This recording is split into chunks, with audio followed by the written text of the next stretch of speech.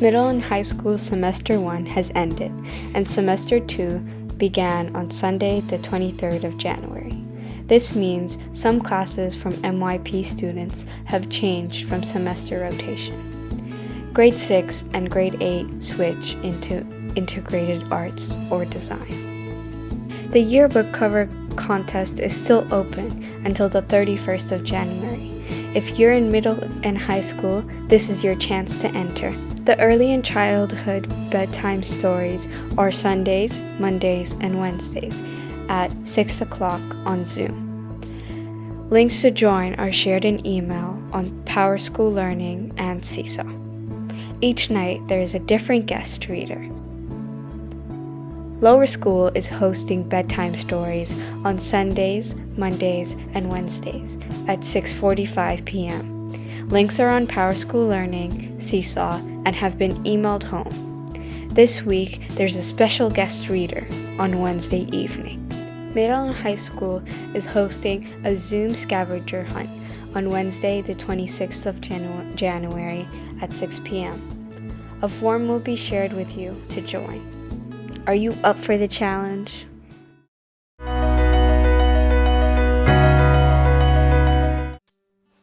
Hey guys, welcome back to Roving Reporter. Today I'm here with Mr. Jose Saucedo, who leads Doha Environmental Actions Projects, aka DEAP Qatar. Thank you, Mr. Jose, for your time. Thank you so much for having me. It's a pleasure to be here today. Okay, so can you tell us, what does DEAP Qatar do exactly?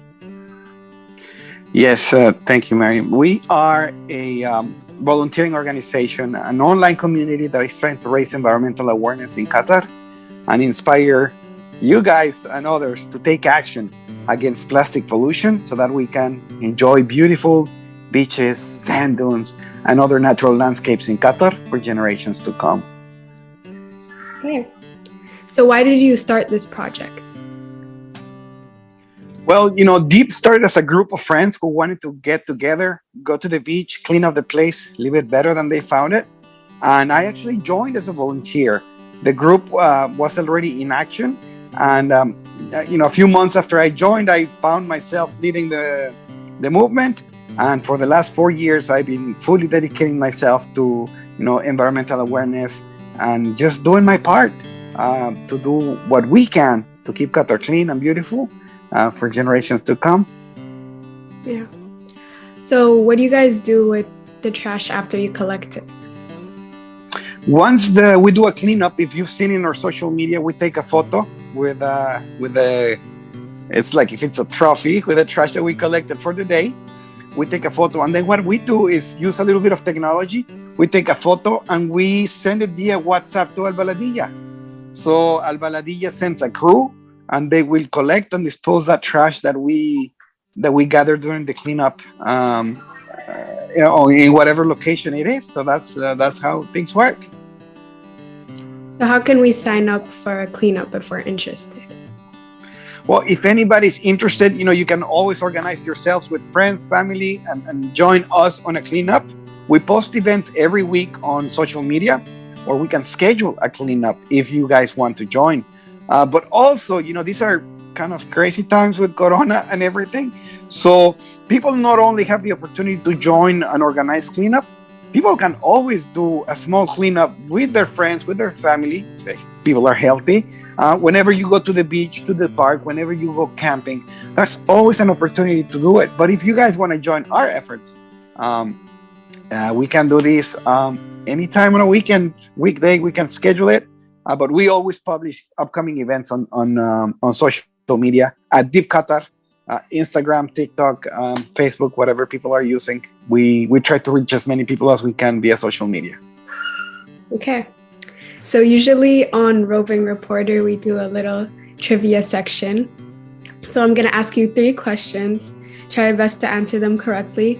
They're all going to be based on plastic pollution. Okay. Right. I'm nervous now. The first question is plastic biodegradable? Well, I guess the short answer is no. It doesn't biodegrade. Most of the conventional plastic, I guess, there's also now like bioplastics and other things that perhaps are, but conventional plastics are not. They're made from fossil fuels. So basically what they do is they just keep breaking down to smaller and smaller pieces.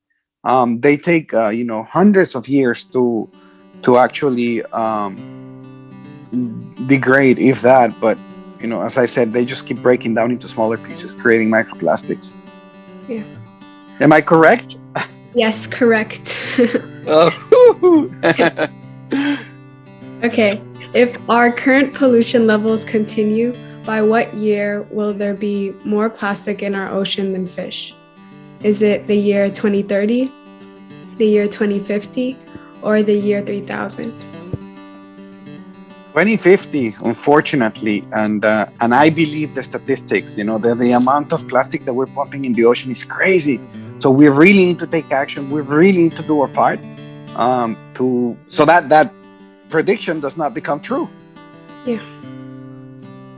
True or false? There is no alternatives to single-use plastic products. I think it's false. There are so many different alternatives. Depending where you live, though, we do have to recognize that some options may not be available, depending where you live. But that's also an opportunity for entrepreneurs, for anybody who wants to start up a small business. If where you live a certain alternative to single-use plastics is not available, well, then you be the one who sets that up. That's a nice business opportunity. But for a lot of things, not for everything, but there's a lot of everyday items that we use that do have a replacement, like single-use plastic bottles, single-use plastic bags, single-use plastic spoons, and kitchenware and things like that. We can live without those, I think. Yeah, I agree. Okay, thank you so much for your time. This was really informative and helpful. What you're doing for the environment is really inspiring and amazing. And thank you guys for watching Roving Reporter. I hope to see you guys next week. We'll see you soon. Thank you for having me. It's a pleasure.